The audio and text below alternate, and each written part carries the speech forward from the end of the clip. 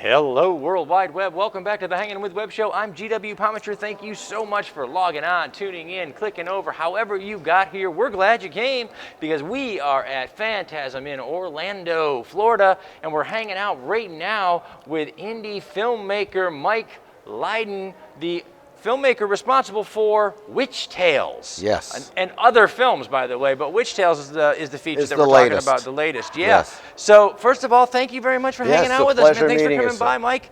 All right, so let's start with Witch Tales, and we'll work our way backwards. Okay, that sounds That's right. reasonable. This show runs at 88 miles an hour, so we can go back anytime we want. Very cool. All right, so, all right, Witch Tales. Yes. Give us kind of synopsis, book tale, the IMDb synopsis. Absolutely. Okay, well, it's a horror anthology film. Okay. And it's based upon 3 pre-code horror comic book stories from the 1950s. Wow. Yes, but it was made in Peru. So Made in Peru, where I currently live. Okay. So basically what I did, I found a bilingual cast in Peru in order to shoot the film simultaneously in both English and Spanish languages. Believe it or not. That's really cool. Yes. Yeah, it was a real pain in the butt. I was going to say, what a process, though, right. too. The process was very difficult because basically we would shoot a scene in Spanish, turn around and shoot it in English. So the actors would have to suddenly adjust and flip to the English language, or vice versa, depending on what we were doing. So it was extremely difficult. It's a whole different set of muscles from the and acting also, process. Yes, precisely. And being such a low-budget film, very low budget, we were limited to a certain amount of days. For instance, we would rent a restaurant for several scenes, and we literally would have that restaurant for 2 nights. So that was it. We had to get the scenes in. Boom. That's right.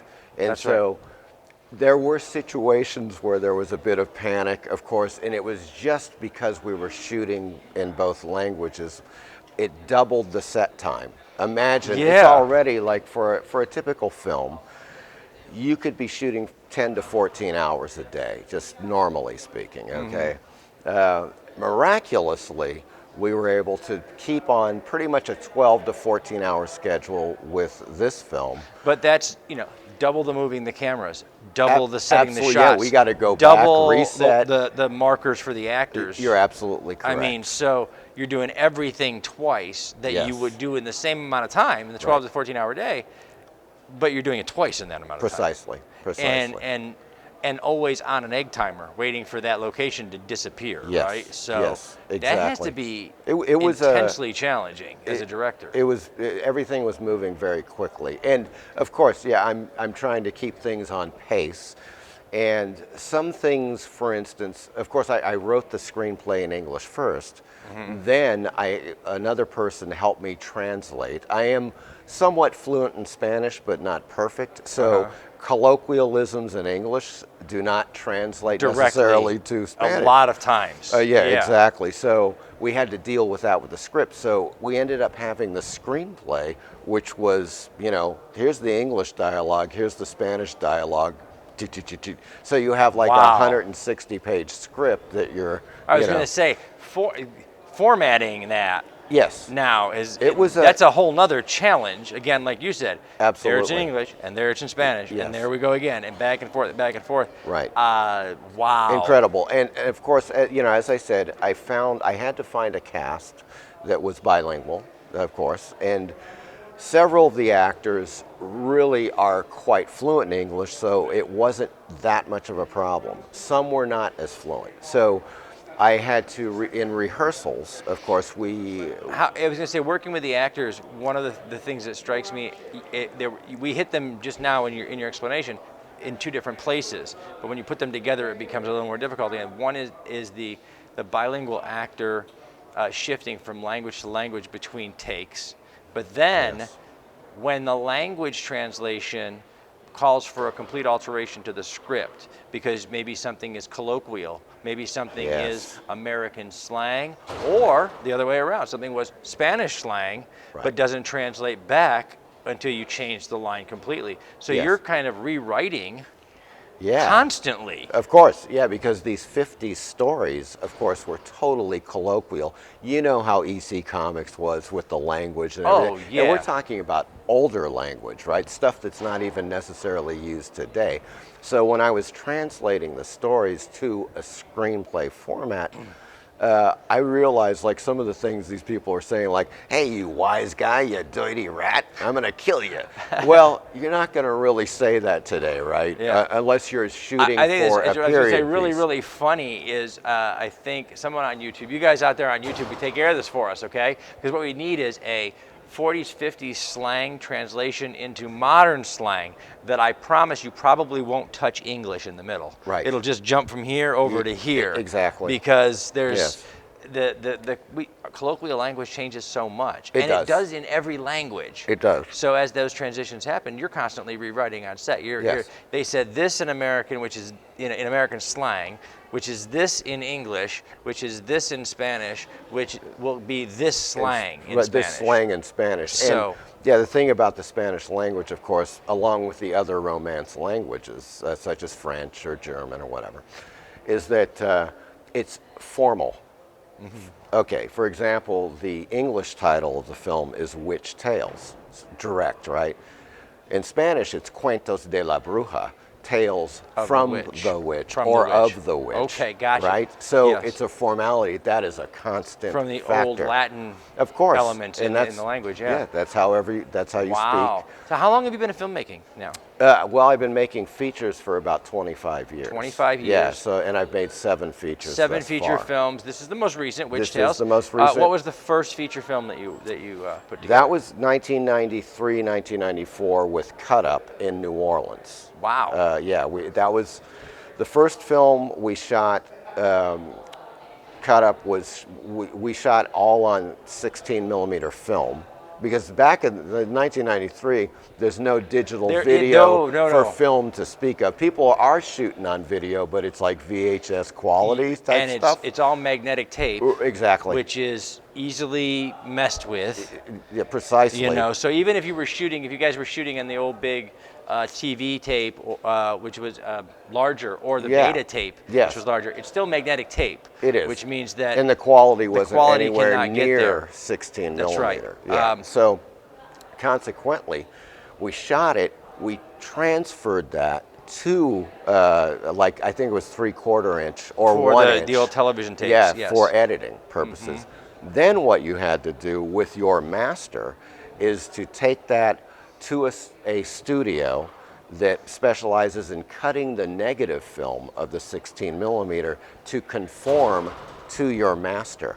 Wow. Yeah, it's a process. It's about is. it's a $10,000 process. It is a just- huge process, and Right. one of the things that we like to tell our new indie filmmakers is that digital technology, as it progresses, has been a boom for creative arts. For our writers, we tell them, look, you can publish now. Yes. You know, you can find editors across the other side of the world to help you publish. If you're a filmmaker, the digital technology that we have today, where we're at, I remember telling somebody that my iPhone had not this one, I think the version before this, I remember reading about 14 megapixel camera, which when I bought my son his first DSLR photography camera was only 8 megapixels. Yes. And my phone had this technology in it, and I thought, the technology, our cameras I think are up to 24 megapixels. Right, or whatever. exactly. And I thought, Exactly. you know, we're looking at technology today that allows us to get images sharper, cleaner, better, faster, and store them on things this big. Yes. And I can just imagine you in the 90s walking around with 16 millimeter film, Well, yeah. you know, and then when it comes to editing, the software that's available today, Yeah. that we can use if you want to, you know, sit down and do it professionally, or just the over-the-shelf stuff for the amateurs that are out there want to do something quick. Oh, it's amazing. Every computer comes with some editing software. Absolutely. And if you don't necessarily have to have Final Cut or Premiere. It's not necessary. Yeah. But if you're doing something at a production level, Yes. then yes, obviously. Of course. You know, rule number 1: learn your craft. Get the tools you need. Yes. But if you're just starting out and you're looking for something to do to get into Sure. It's, You can just use Windows Movie Maker. That's right. It's just cuts only or fades, Yeah. dissolves. You know, they have a lot of the pre-done stuff, so exactly. that we don't have to sit there and you sit there and figure out how to do it. It is a great way to learn. It is, and it's free. Yes. There's another big thing for no budget, seriously no budget filmmakers that have like $100 for a 10-minute film or something. That is the best way to go. And then they can spend their time now and their money developing their talent, Yeah, their exactly. eye. Yes. Because that can't be, your 20 years of experience, that can't ever be replaced with software. No. What you it see cannot. when you look through the lens. True. And what that's going to do on the screen is, Yes. that's the talent that we want these young people to develop. Yes. Take the technical skills that are available and the tools that are available, because we really, really, really want you to develop that, because that's what we need coming up. Yes. We have the technology, now we need the vision. That is true. And here's something I want to point out very quickly. There is a channel called Tubi TV. Tubi TV, yes, Tubi TV, yes. Tubi. We have that, yep. Right. It is one of the best places for independent filmmakers, bar none. Awesome. It has surpassed Hulu and Netflix. Fantastic. Absolutely Tubi flat. TV. Awesome. Right. Here's the deal. You can't directly submit a film to Tubi TV. You go through need an an aggregator, aggregator, right? okay. But they have the largest selection of truly independent horror films, and I'm talking horror films that were made from $1,000 to $100,000 to $200,000. Very low budget, very independent, that you will not see on Netflix or Hulu. Some of them are good, some are bad, but the thing is that Tubi has taken the chance. They are carrying That's awesome. carrying those Because if you want to films. appreciate the good ones, you have to go through. You have to watch the bad ones. You have to see Absolutely. the ones. You have to see the ones where you think, "Oh wow, that was a great story," or "That was a great Right. acting It job." maybe If only the suffered camera was technically or different, or only precisely. the angle or the shot was different. You got to go through that process, especially if you are a film fan Yes. and a filmmaker, because you want to get the best and the worst of it, so that you know what you're doing. I'm very excited with Tubi. The other card said something. There's another movie title on there. Yes. Thing in the Shed. Thing in the Shed, yes. Thing in the What Shed. What is Thing in the Shed? Because she just held that up ominously. Yes. Thing in the Shed. What is the thing in the shed? I don't know. No, Oh, actually, and no. when the filmmaker doesn't know, you got problems. Right. I don't think. Oh, what do we have? anybody We have knows. we have a DVD. This is the Horror Anthology movie Volume 1. Okay. And in this is Thing in the Shed. Yes. Gotcha. It is the third segment of this horror anthology, which is Got it. 2 hours long, 6 segments. I did 3 of them. 3 other directors directed the other 3. Awesome, man. But the thing about Thing in the Shed is that it was the first one I made for this anthology, and I was just getting back into digital filmmaking. Most of my stuff's been analog, 16 millimeter, Super 16, Super 8. You know, it's just I'm an old school dude. Hey, right? you know what? Without the old school dudes, Yeah. there's no new school. That is very we true. learned from where we were, right? Yes. So, And so what happened is the film came out and people were zeroing in on Thing in the Shed and saying like, wow, what a great concept. Really loved it. Very creepy. Science fiction horror. Okay, Nice. there's the thing. Not supernatural, but science fiction horror. Awesome. A different type of thing. yeah, it is. And it's basically concerned with a new type of technology called bio-nanotechnology. Everybody knows what nanotechnology is, microscopic robots. That is the study of microscopic robots. Yep. Bio-nanotechnology is the study of organic microscopic robots, and it's real.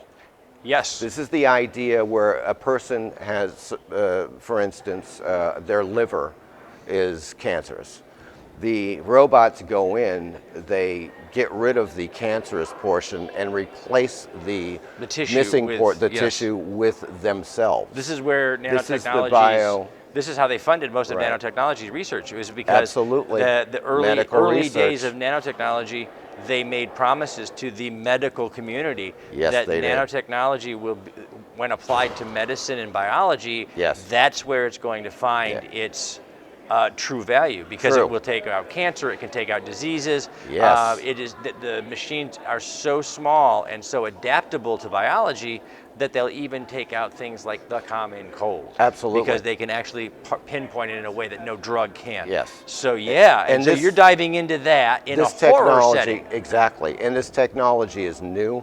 It is taught, and I think you would agree, right now it is completely in the experimental stage. It is Which, so by new. the way, So is new. where a storyteller loves to live. Yes, Because that's exactly for every it. good thing that they can do with it, we can come up with something that Right. could go awry. That's precise. I was just going to say that. Michael Crichton, the great writer, you know, Andromeda yes. Strain, Jurassic Park, you name it.